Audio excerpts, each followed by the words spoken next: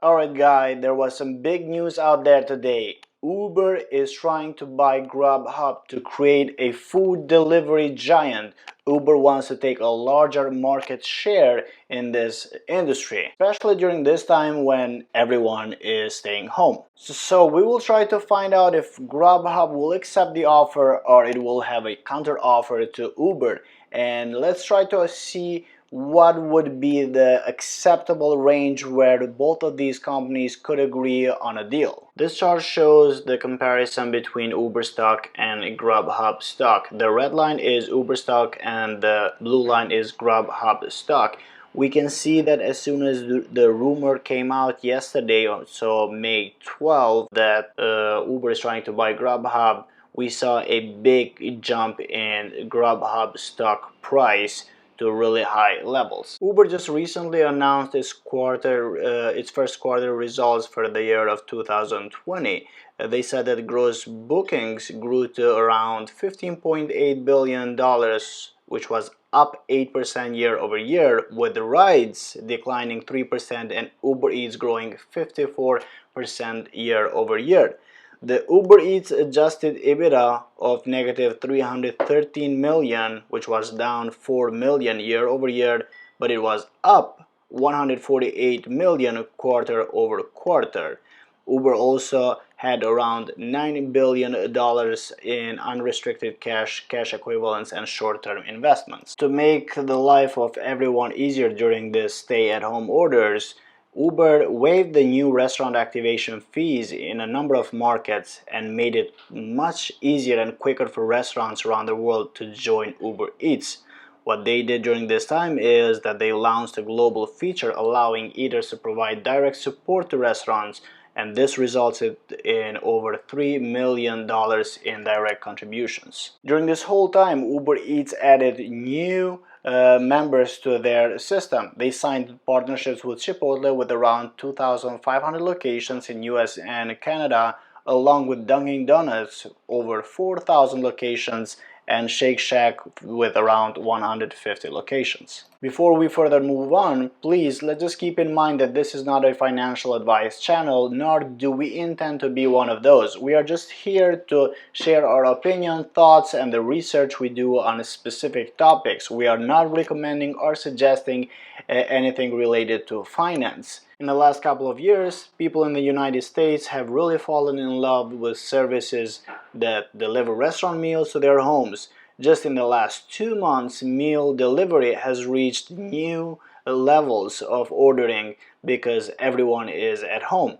The data also suggests that just during the month of March, meal delivery services saw a year-over-year growth of 24% in general. The graph that we are showing you right now gives us a better image of what company is taking the market share in this industry. We can clearly see that between 2008 and 2020, Uber Eats, Postmates, DoorDash have been slowly increasing and taking on a larger share of the industry, whereas Grubhub has been relatively the same since 2018.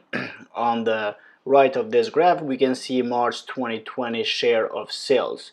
During the month of March, we can see that Uber Eats had 20% of the customers, Postmates had 9%, DoorDash had 42%, and Grubhub had only 28%.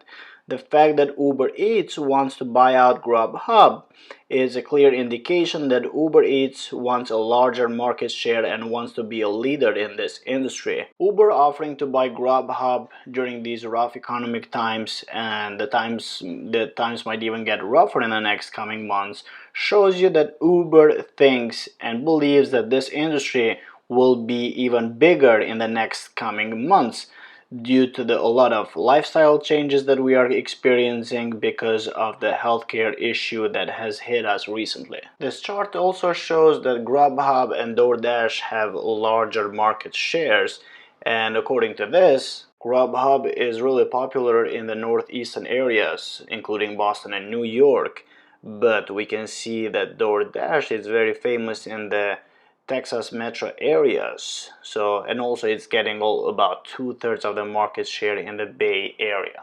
However, the food delivery industry is facing some issues, if we can call issues, because there are very few customers who are loyal to one single service.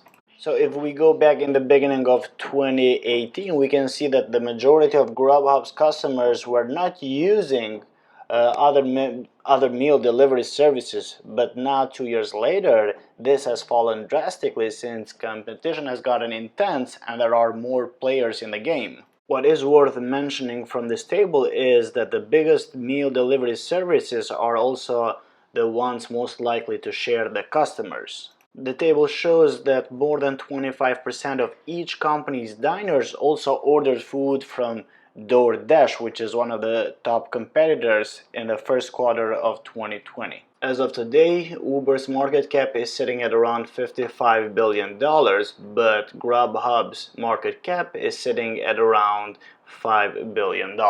According to current Grubhub's market cap, Uber might be willing to spend around $6 to $6.5 billion to buy out Grubhub. However, this might not be very feasible to Grubhub, and Grubhub might be asking for a bit more. In that case, I do not think Uber would be willing to pay more than 6.5 billion, because that would be way too much for them. Grubhub clearly knows its strength and believes in its quality, and Grubhub also knows that they are the second player in the industry according to the market share. Therefore, they will not be willing to settle down for a cheap deal. But on the other hand, Uber would really love to have them as part of Uber Corporation. Therefore, Uber might be willing to pay a little bit of a premium in order to get Grubhub, because at that point, then Uber Eats will be number one in the industry according to the market share. If by any chance Uber buys them out for more than $6.5 billion, that means that Uber really believes in the future of this industry and knows that they will make probably a lot of money by taking a larger market share in the next coming years. As of May 13th of this year, Grubhub's stock price is sitting at around $57 per share. According to some media reports a couple of days ago, Grubhub proposed that Uber buys them out for a price of 2.15 Uber shares for each Grubhub share outstanding. So let's do some math here. As of today, Uber's stock price is sitting at around $31 times 2.15 Uber shares. That will be 66.65. This is equal to more than 40% premium relative to where Grubhub was trading about a week before this whole report about buyout talks came out this week. If Uber Grubhub pair works out, they join their forces, that would mean they would surpass DoorDash as the biggest US food delivery player. So, considering Grubhub's substantial and profitable takeout ordering business, and considering how this healthcare issue has boosted food delivery ordering activity, we can finally say that Uber Eats might get a good number at the bottom line, since they have been recording enormous losses since they have been established. Furthermore, with Uber's core ride-sharing business having seen a decrease in the demand in the United States and many other larger markets, the company disclosed on its Q1 call that its rides unit saw a business drop of 80% annually in April. Uber now has a great incentive to take further actions that would strengthen its bottom line, as well as try to find ways to direct more business to its drivers. But yesterday, which was May 12, Uber finally rejected Grubhub's proposal of a deal in which Grubhub's investors would have received 2.15 Uber shares for every share of Grubhub. This technically values the Grubhub company, at roughly around 6.25 billion. This does not necessarily mean that Uber just walked out of the deal and will not have any deals with them. This means that Uber rejected the proposed deal from Grubhub.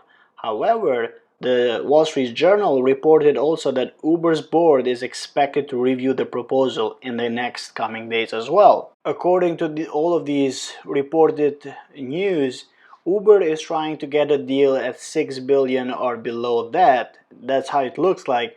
Whereas on the other hand, Grubhub is trying to get a deal probably 6.5 million or even higher than that if possible. However, as we said, these two big corporations in the food delivery industry will possibly reach a deal. They will reach a middle point, and such a merger would be great for Uber company because it will add more positive numbers to the bottom line of the company. Considering that Uber ride business will experience a very slow demand in the next coming months due to all these healthcare issues that we are currently experiencing. Thank you so much for listening and watching this video. Please hit the like button, subscribe to the channel for future videos, and leave a comment down there and tell us how this deal will probably proceed.